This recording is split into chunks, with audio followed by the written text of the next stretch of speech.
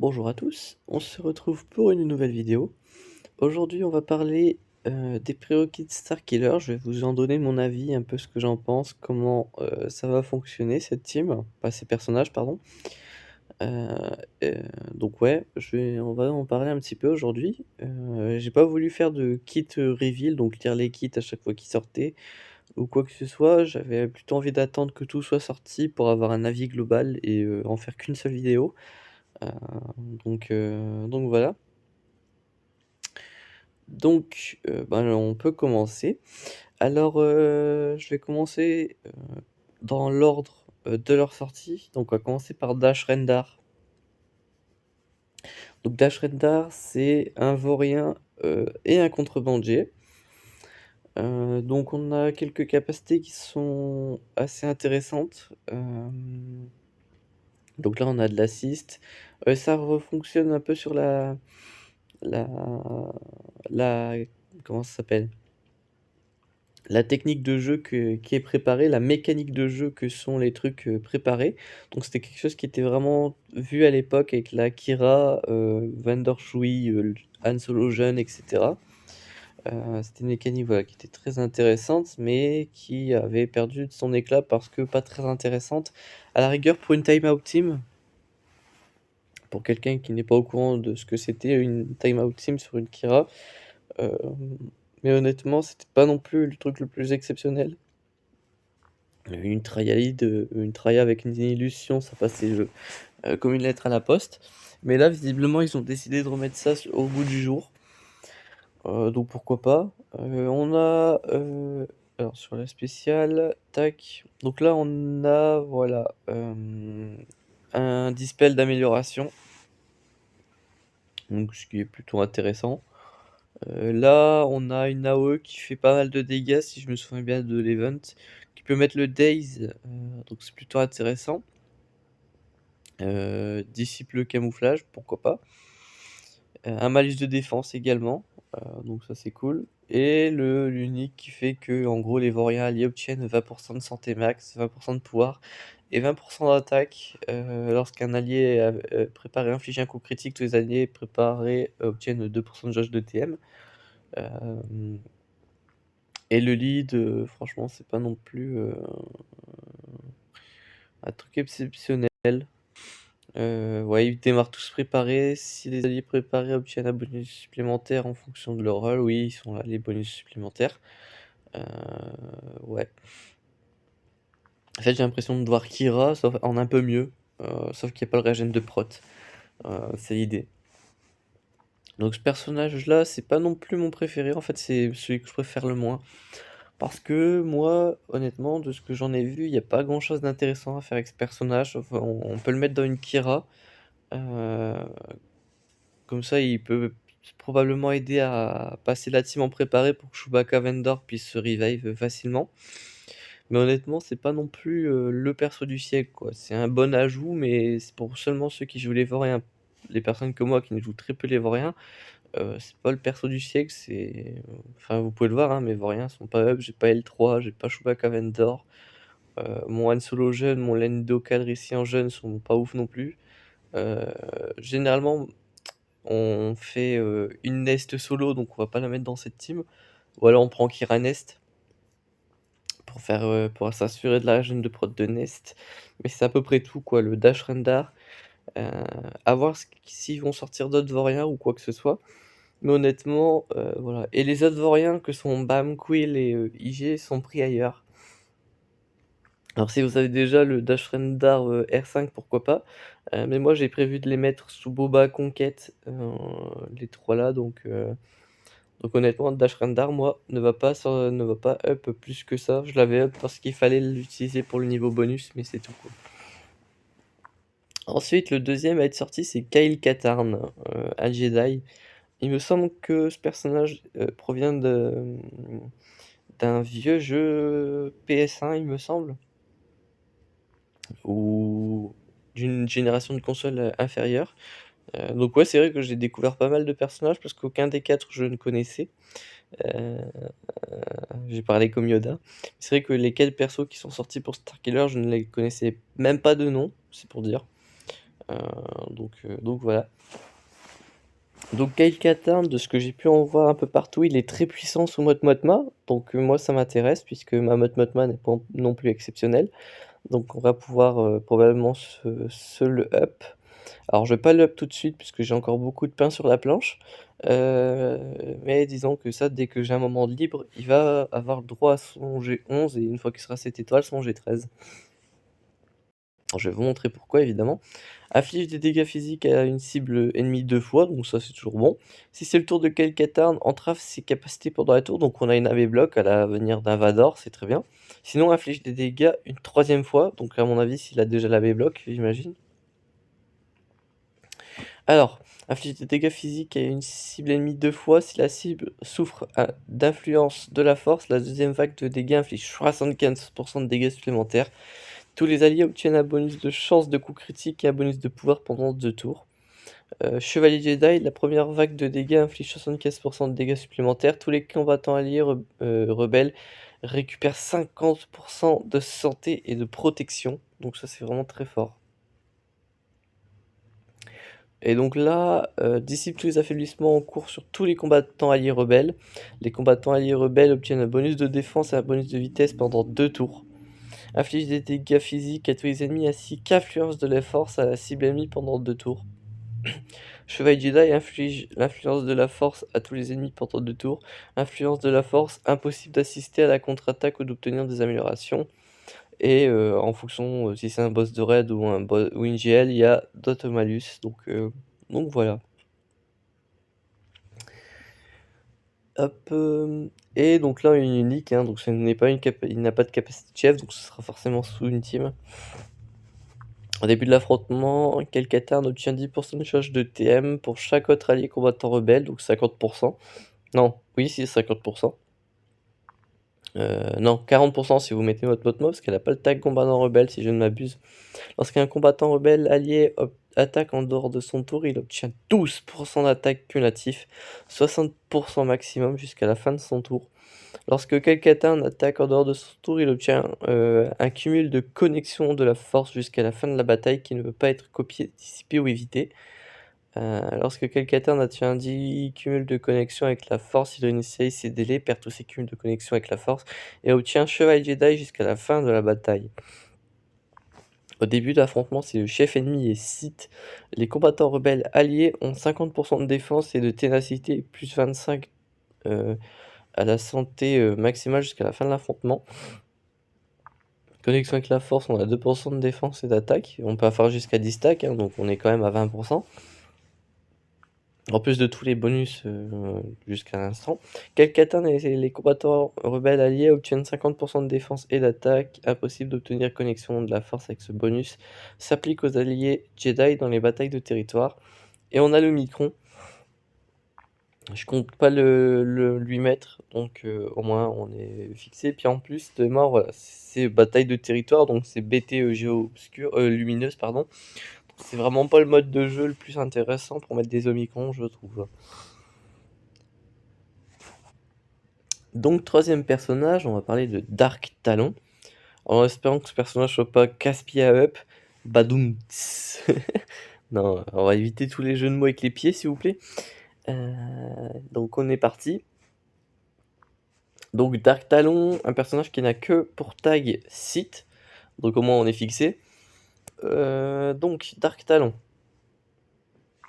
Dark Talon inflige des dégâts physiques à une cible et entrave ses capacités pendant un tour. Donc on a une AV bloc. Si la cible souffre d'affaiblissement, déjà d'un affaiblissement, le délai de sombre frénésie est diminué de 1. Donc on va directement lire Frais de sombre frénésie, hein, on va faire dans l'ordre de ce qu'on a à lire. Affiche des dégâts physiques à une cible ennemie et confère frénésie pendant 2 tours. Si la cible ennemie souffre déjà d'un affaiblissement, confère 2 cumuls de main loyale, 20 maximum, et inflige des dégâts supplémentaires à tous les ennemis. Cette capacité commence avec un délai. Main loyale plus 10% de protection et d'attaque cumulative 20 fois. Cette amélioration ne peut pas être copiée, évitée ou dissipée. Assassinat commandité. Inflige des dégâts physiques à une cible ennemie et confère le camouflage pendant un tour. Si cette attaque élimine un ennemi, elle remplit 20% de jauge de tour, 100% de jauge de tour, ce qui est l'équivalent de la lame abatteuse de notre cher Vador. Donc, ce qui est plutôt intéressant. Alors, loyauté éprouvée. Donc là, il y a quand même pas mal de choses à dire, ça va être intéressant. Si tous les alliés au début de la bataille sont des Sith, à l'exception des alliés invoqués, par exemple, j'ai pas d'exemple. Non, par exemple une brute, même s'il faut quand même l'alphanète géonosien, donc ça casserait le si tous les alliés sont des Sith. Enfin bref. Lorsque le chef subit des dégâts, tous les alliés obtiennent 5% de jauge de TM. La première fois que le chef va être vaincu pendant que Dark Talon est active, tous leurs affaiblissements sont dissipés, ils récupèrent 100% de santé et obtiennent 100% de jauge de tour.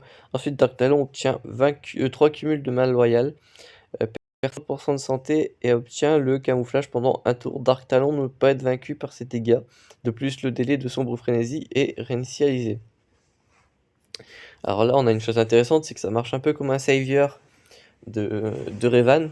En gros, Revan, s'il est dans l'emplacement chef, ça va déclencher Savior quoi qu'il arrive et restaurer 100% de santé et prot, ainsi que donner 100% de jauge de TM. Et quand il est dans l'emplacement allié, tant qu'il est actif, si un autre allié perd toute sa santé, eh bien il va faire encore une fois le même Savior, donc les mêmes choses. Et s'il est vaincu dans l'emplacement allié en premier, il ne va pas trigger Savior. Là, c'est la même chose pour Talon. Sauf que là, j'ai l'impression que ça ne marche que pour le chef. Donc voilà. Mais sinon, ça reste quand même vraiment super intéressant, quoi. Donc ensuite, cruauté Sith. Hop. Au début de la bataille, Dark Talon obtient le camouflage pendant un tour, donc ça c'est cool. Ça, par exemple, si vous l'utilisez à Logir, ça la rend quand même plus difficile à toucher sans AOE, donc c'est cool. Les alliés Sith obtiennent 30% de santé maximale, 30% d'attaque et plus 20 de vitesse. Chaque fois que la santé de Dark Talon passe en dessous de 100%, les tanks Sith obtiennent la rétribution et utilisent la raillerie pendant un tour.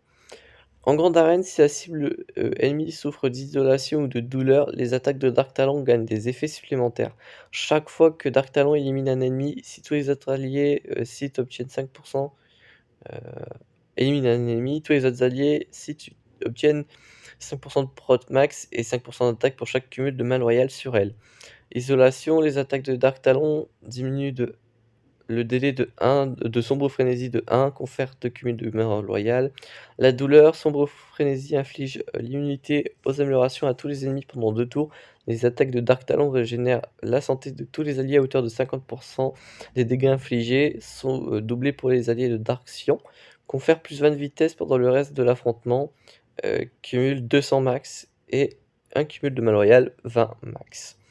Donc là, vous l'avez compris, avec cette unique, vous avez deux options qui semblent super intéressantes.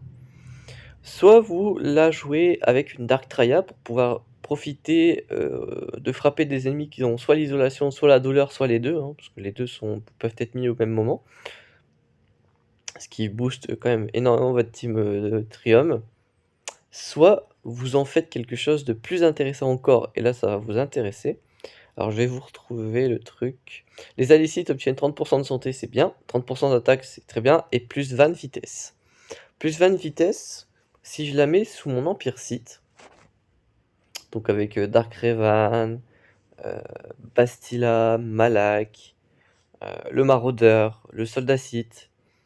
Par exemple, mon Dark Revan, là, à l'heure actuelle, est à 320 speed. Si j'y mets une Dark Talon, ça veut dire qu'il est à 340 de speed. Ce que j'essaye de vous dire, c'est que, en fait, en ayant cette Dark Talon sous DR, eh ben, vous avez pas besoin d'avoir des modules exceptionnels. Par exemple, à 300 de speed, ça vous fait un 320, à 280, ça vous fait 300 de speed. Donc voilà. Donc si vous avez un DR à 350, bah, ça vous fait 370 de speed, ce qui est extrêmement violent pour un DR. Ça veut dire que c'est très compliqué de l'outspeed sans avoir Dark Talon vous-même. Donc c'est vraiment intéressant. Moi, ma Bastille, elle serait du coup à 300 de speed tout pile. Lui, il est pas Sith. Bon, lui, on s'en fiche, il a pas besoin de speed. Mon Marauder serait à 248, mais il faut que je le remode, le bougre. et le Malak serait à 279, presque 280 quoi. Donc pour une DR, ça peut être vraiment très intéressant, même 3 étoiles dans le sens où, si vous la posez en défense, ça peut être vraiment intéressant. Donc pour le coup, franchement, c'est pas mal du tout, quoi. Donc ça sert à booster le Trium, ça sert à booster, heu, le petit DR, donc ça, c'est vraiment très intéressant. Et là, on va passer au personnage qui justifie cette vidéo puisque, je fais vraiment cette vidéo que pour parler d'elle principalement. Parce que là, ça va être quelque chose de très intéressant, on va même pouvoir jouer avec puisque je l'ai up, j'ai mis pas mal de choses. Donc je vais vous lire son kit, vous allez voir, c'est quand même quelque chose qui va être, heu, super intéressant. On va commencer par une lecture de kit et ensuite on va pratiquer un peu quelques combats, on va parler de 2-3 petites choses, donc vous allez voir, c'est très intéressant. Alors tir calculé, on va rigoler parce que même la basique est cheatée. Alors, inflige 2 fois des dégâts spéciaux à une cible ennemie et inflige la confusion pendant 2 tours. Donc une basique qui daze déjà, donc ça c'est très puissant. Je crois qu'il n'y a aucune basique dans le jeu qui daze. On a des AOE qui daze. Par contre, des basiques, je suis pas convaincu. C'est souvent de l'ability block pour des basiques. Donc ça c'est cool. Si l'empereur Palpatine est le chef, il est invoqué si c'est au tour de Marajad. Donc ça c'est cool. Donc en gros, faut que ce soit c'est soit moi qui lance la basique, parce que si la basique est utilisée en dehors de son tour, ça n'invoque pas Palpatine. Dans le cas contraire, un allié aléatoire, pardon, disposant de pions utiles est invoqué et inflige 50% de dégâts de moins. Donc en gros, c'est un peu ce que je vous dis. Si c'est elle qui joue, bah, si c'est moi qui lui fais lancer la basique, ça va invoquer Palpatine. Par contre, si c'est pas moi qui fais, jouer sa basique, genre une masse assist, et ben, ça invoquera, quelqu'un qui a pion utile. Donc la basique est déjà plutôt violente. Ensuite, on va utiliser Prédateur Ultime dont j'ai déjà posé le zeta, alors qu'elle est sortie hier ou avant-hier. Dissipe toutes les améliorations et inflige l'étourdissement et la vulnérabilité pendant un tour à la cible ennemie. Alors vulnérabilité, c'est en gros l'inverse de l'immunité au coup critique. En gros, la cible sera obligée de prendre un coup critique quoi qu'il arrive. Puis inflige des dégâts spéciaux à tous les ennemis, ainsi qu'un malus de ténacité pendant un tour. Les ennemis souffrant de choc et les Jedi subissent le double des dégâts de cette capacité. Donc ça c'est vraiment cool. Donc là on a une capacité qui stun, qui met un malus de ténacité, donc c'est plutôt intéressant, quoi. Et là, on va parler de cette AOE qui est complètement cheatée. C'est mon prochain zeta pour vous dire. Inflige des dégâts spéciaux à tous les ennemis ainsi qu'un malus d'attaque, choc et faux pas. On est sur quelque chose de surpuissant. Heu, Parce que vraiment là, en fait, vous nerfez leurs dégâts. Vous les empêchez de prendre des bonus et en plus de ça, vous leur mettez le faux pas, donc si vous leur mettez en une attaque, juste après, et ben, ça va, reset tout leur jauge de TM. Ce qui est, complètement fumé, on est bien d'accord. Marajad obtient le camouflage pendant 2 tours. Ça, c'est très intéressant parce que, moi, je vais l'utiliser à 3 étoiles pour l'instant parce que, ben, j'ai pas trop le choix. Donc elle va être intouchable, à part avec des AOE, mais ça, de toute façon, on pourra en rediscuter à la GA donc honnêtement, on s'en fiche un peu. Heu et un bonus de jauge de tour de 1,25 pour chaque affaiblissement infligé par cette capacité. Si l'empereur Palpatine est le chef, il obtient également 1,25 de la jauge de tour pour chaque affaiblissement infligé par cette capacité. Donc ça va beaucoup booster le TM, en plus que c'était déjà quelque chose de très puissant, la team Palpatine, mais là ça va l'être encore plus, donc voilà. On va se lire l'unique. Si l'empereur Palpatine est dans l'emplacement chef, attends. Ouais, au début de l'affrontement, les alliés Sith et de l'Empire obtiennent 20 d'attaque et de pouvoir. Sinon, les autres alliés du côté obscur obtiennent pion utile jusqu'à la fin de l'affrontement, ne pas être copié, display, blablabla. Marajad a plus 10% de chance de crit, de dégâts critiques et d'attaque pour chaque allié qui dispose de pions utiles. Au début des tours de Marajad et de l'Empereur Palpatine, elle obtient un cumul de main loyale jusqu'à la fin de l'affrontement. Si JKL fait partie de l'escouade ennemie, Marajad inflige la cécité au chevalier Jedi Luke Skywalker pendant un tour. Tout ça, tout ça. Pion utile, c'est moins 5% de chance de coup critique, de dégâts et de chance de coup critique. Mal royal, c'est 10% de prot et d'attaque. Alors je vais vous lire l'Omicron, parce que c'est un Omicron de GA, non, c'est un guerre territoire. Le problème c'est qu'il y a trop d'Omicron de guerre territoire, donc c'est un peu triste, mais bon. Au début de la bataille, si le chef ennemi n'est pas une GL, il perd 100% de prot, plus 50% de prot maximal, et Marajad obtient 100% de jauge de tour. Chaque fois qu'une unité ennemie est vaincue, inflige la vulnérabilité sur un ennemi aléatoire pendant un tour. Et les alliés obtiennent 20% de prot maximal. Donc en gros, ça nerf le lead pour booster les alliés, c'est un peu l'idée. Donc voilà. Donc ce personnage, vous l'avez bien compris, a l'air d'être très puissant, il va beaucoup booster Ipivador. En fait, c'est tellement un personnage qui a un gros potentiel qu'il est déjà obligatoire de farmer ce personnage dans certaines guildes. Donc c'est pas étonnant puisque moi j'ai senti le potentiel assez rapidement. Donc voilà. On va se faire un petit peu l'event qui est ici. J'ai envie de vous montrer 2-3 petites choses. Hop. On va le faire ici du coup. Donc là on a tous les persos, c'est bon. Hop. Donc là on a Epilid. Donc là je commence avec la capacité de chef, donc c'est cool. Enfin avec le TM plutôt, on a Palpatine dans la lead. Donc là je vais vous montrer le personnage. Donc là elle va pouvoir jouer jusqu'à 3 tours en lançant les AOE, les spéciales pardon, dans le bon sens. Donc si vous lancez cette capacité, hop, ça vous donne un tour de TM gratuit, donc vous pourrez jouer. Ensuite on lance cette capacité, boum, on récupère encore un tour bonus. Et vous avez une basique qui permet en plus d'invoquer un allié aléatoire, donc ça c'est très intéressant. Suite à ça, puisque vous avez boosté le thème de votre Palpatine, si vous avez bien suivi, vous allez pouvoir mettre un stun. Hop, visiblement il peut rejouer, donc ça c'est cool. Et en général, le thème, votre Vador aura déjà joué en plus en premier. Donc on va mettre une basique, basique, basique. On peut mettre cette capa là, boum. Hop, basique, on va refaire jouer Palpatine. On va passer les jauges de TM à Marajad qui peut remettre des malus. Hop. Elle va pouvoir remettre des dégâts, remettre une basique. Donc vous voyez, c'est super puissant. Honnêtement, ça a l'air vraiment d'être super surpuissant. On va rejouer le combat puisque j'ai envie de vous rejouer un peu plus en détail ce qui se passe dans le combat pour vous montrer 2-3 petites choses.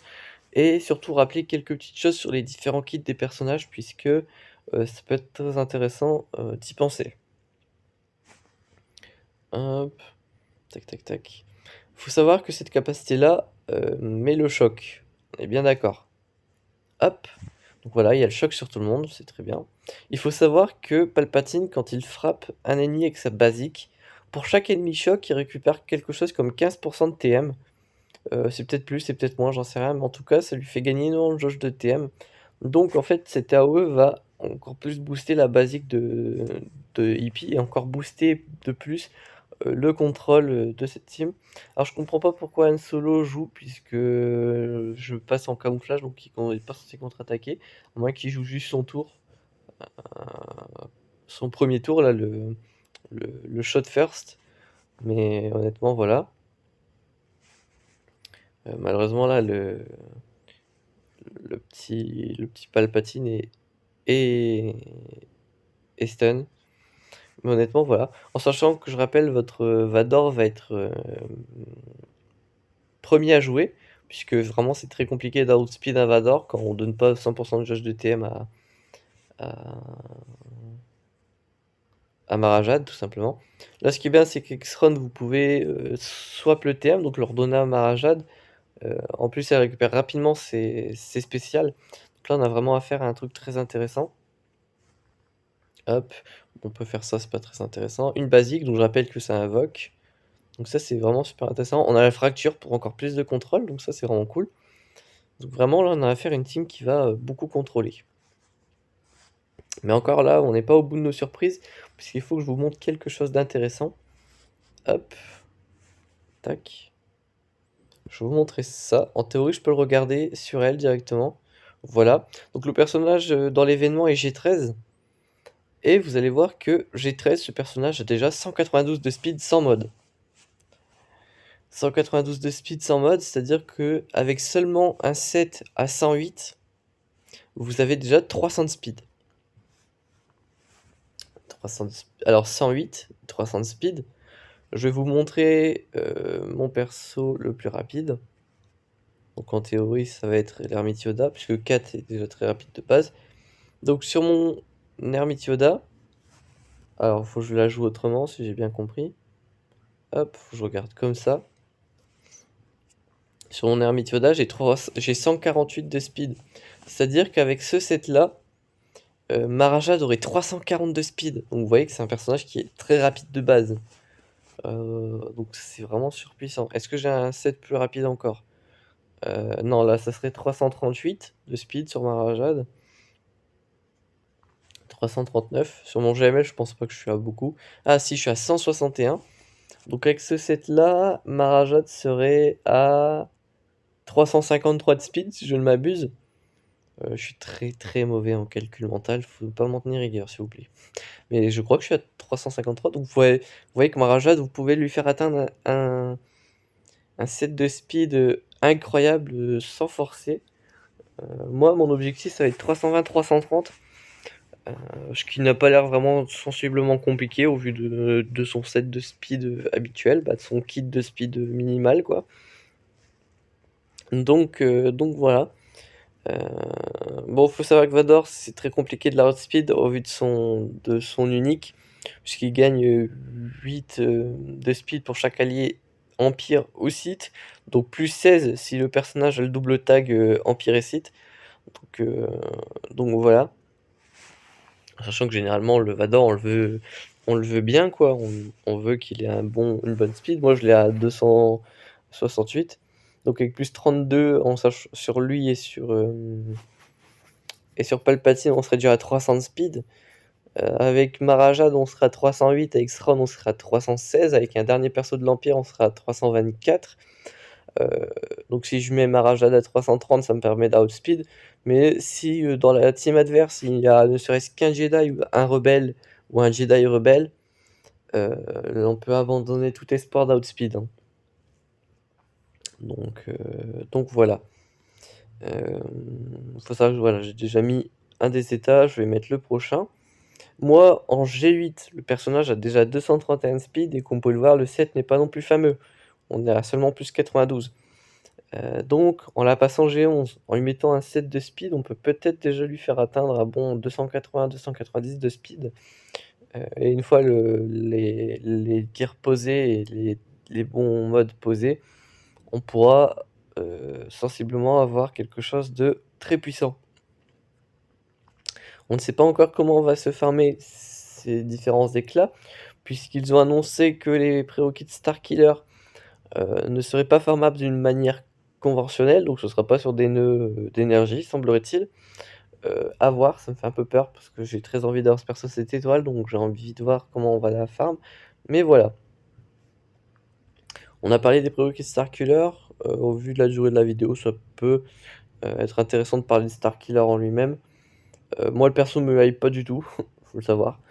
Mais de ce que j'ai compris, ça hype quand même quelques personnes. Donc ça peut être intéressant de faire le tour de ce personnage. Est-ce qu'on peut juste cliquer sur le personnage, voir un peu son kit, s'il vous plaît? Oui, parfait.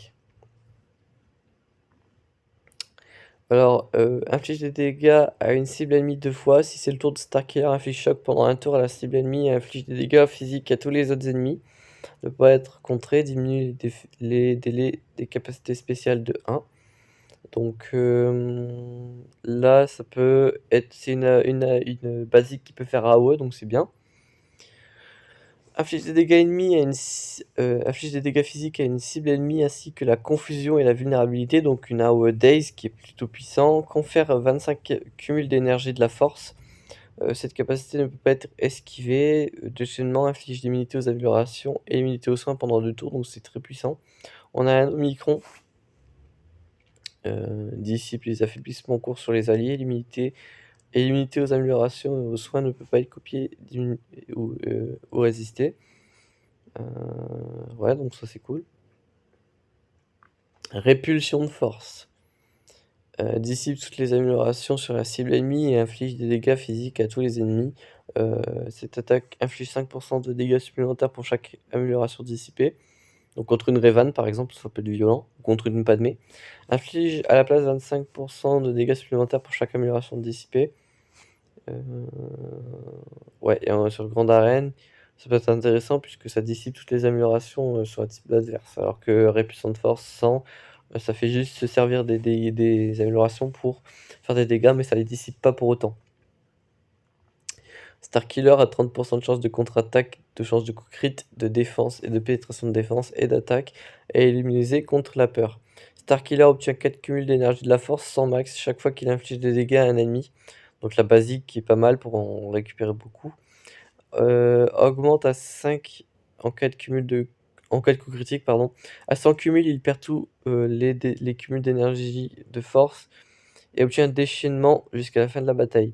Lorsque la Starkiller obtient un déchaînement, il obtient 70% de chance de contre-attaque, de chance de coup critique, de défense, de pénétration de défense et d'attaque. Il dissipe tous ses affaiblissements. Il obtient un tour bonus. Ses délais sont reset. Si aucun allié n'est une légende galactique, confère la capacité spéciale La taille n'est rien.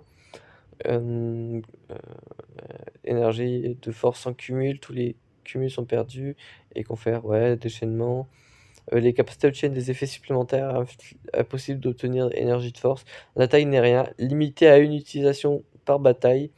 Inflige des dégâts à hauteur de 80% de la santé maximale de Starkiller à tous les ennemis et étourdi pendant un tour, ne peut pas être résisté. Les alliés récupèrent 100% de santé et de protection. Si cette capacité élimine un ennemi, Starkiller obtient un tour bonus. Cette capacité ne peut pas être esquivée. Si j'ai bien compris, cette capacité-là, c'est en gros Starkiller qui envoie le destroyer stellaire sur la team adverse. En gros, j'avais compris qu'il avait une capacité qui faisait ça et voilà. Donc les animations doivent être assez folles sur Starkiller. Malheureusement, le perso ne m'hype pas plus que ça pour l'instant, parce que c'est quand même 5 persos R5. Il faut aussi des Omicron pour qu'il soit viable à 100%. Et surtout, il faut qu'il est un peu relou, puisqu'il doit avoir quelque chose comme un Jedi, un Sith, un non-aligné, et je ne sais plus quoi pour qu'il soit au max de sa capacité, enfin au max de ses capacités. Mais pourquoi pas, écoutez, peut-être qu'un jour on se le farmera. Moi, pour l'instant, j'ai beaucoup d'autres choses à faire. Donc voilà. On va se retrouver 2 petites secondes pour un petit blabla final, et puis ensuite on coupera la vidéo. Enfin bref, à tout de suite. Hop! Donc j'en profite de cette vidéo pour parler un peu de mes farms. Donc ça fera un peu guise de vidéo de blabla, hein, mais surtout ouais, pour dire les kits. Donc voilà, moi j'ai prévu, en ce moment je suis sur le farm exé. Donc vous pouvez voir, hein, on a les différents BH. Donc le boss que je peux déjà l'enlever en vrai, mais je le laisse comme ça, voilà, je me repère. Donc il faut que j'aille 4 Bane pour le pilote. Il faut que je termine Boba R8 pour l'exécuteur. Il faut que je passe IG88 R5 pour l'exécuteur. Il faut que je passe Dengar R5 pour l'exécuteur. Il faut que je passe le pilote EIE G13 R3 ou R5 pour l'exécuteur. Faudra que je vérifie. Il faut que je passe Piet R8 pour l'exécuteur. Et ensuite, j'ai ces personnages-là à up. Donc Senfa qui est l'espion, je dois les passer G12 et peut-être l'espion G13 pour ces vaisseaux. Parce que j'aimerais bien utiliser le counter malveillant pour tomber les petits exécuteurs. Donc ça, on verra. Il faut que je passe la Daka G13 puisque c'est le personnage clé DNS. Le reste peut être low gear. Tant que la Daka est G13 bien modée en santé, il y a quelque chose d'intéressant à faire. La Nest G13 au moins R5 pour faire des solos, ce genre de choses, ça peut être très intéressant. Donc elle y aura droit. Le BB8, j'en ai besoin, ce sera ne serait-ce que pour booster ma résistance, pour le mettre sous Grievous. Et ensuite on a le Boba Conquête avec IG Bamquill et Fennec. Donc ça je vais les passer 7 étoiles, les gears, et ensuite poser les 3 Omicrons sur Boba quand on l'aura débloqué. Donc on sera bon. Ce sera très intéressant. Donc on est parti pour ça. Donc on est parti. Donc voilà pour ce qui est de mes farms du moment. Et on a Django Fett aussi. De toute façon, c'est un prérequis de JMK. Mais de toute façon, en fait, le truc, c'est que je vais up tous mes BH. Enfin, pas tous mes BH, mais au moins les plus importants. Je vais vous montrer ça. hop, chasseur de primes. Donc voilà, je suis sur un gros up DBH, et laisser un perso G11, alors qu'on a tout le reste relique 5 minimum, c'est un peu dommage. Donc il aura le droit à son R5 au moins, et le Mandalorien il passera G12 voire G13, on verra bien. Donc voilà, et on verra si j'ai besoin d'autres BH à l'avenir, mais il y aura probablement Eurasing et Griff qui auront droit aussi à leur G13. Donc voilà. Enfin bref, ça vous fait voilà un petit récapitulatif de mes farms du moment, puisque j'ai rien fait, j'ai pas parlé de mes farms heu, depuis l'unlock de JML, donc on est parti pour ça. Enfin bref, j'espère que cette vidéo vous aura plu. On se retrouve très bientôt pour de prochaines vidéos. D'ici là, portez-vous bien.